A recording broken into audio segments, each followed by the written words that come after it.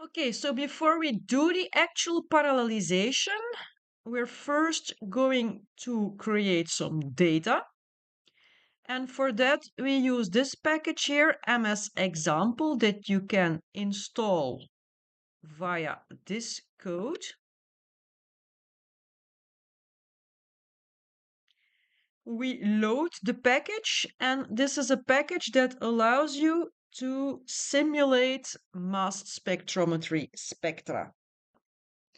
So you can use it to create a huge data set containing mass spectrometry spectra, and that huge data set can then be used for parallelization. We are going to set a seed to reduce the randomness in our analysis.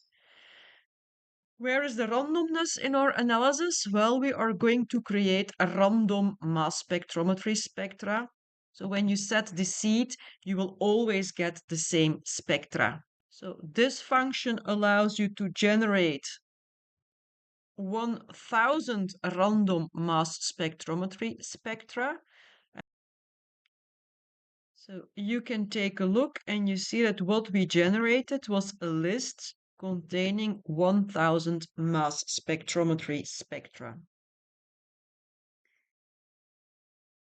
Now let's assume that we want to process the spectra in this list. Well, for processing this kind of data, we use functions from this MS Example package.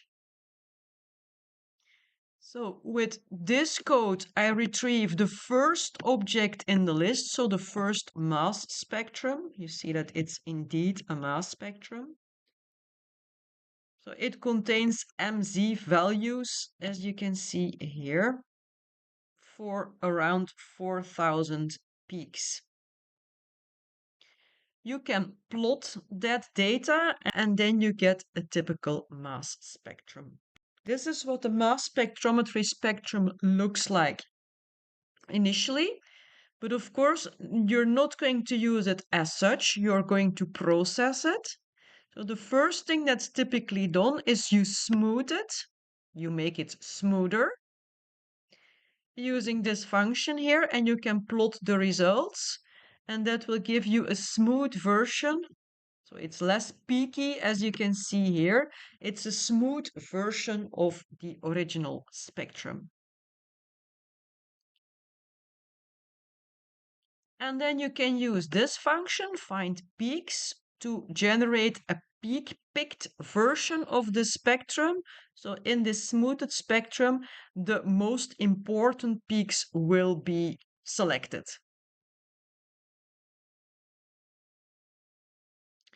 There you go. So the red peaks here are the ones that have been selected.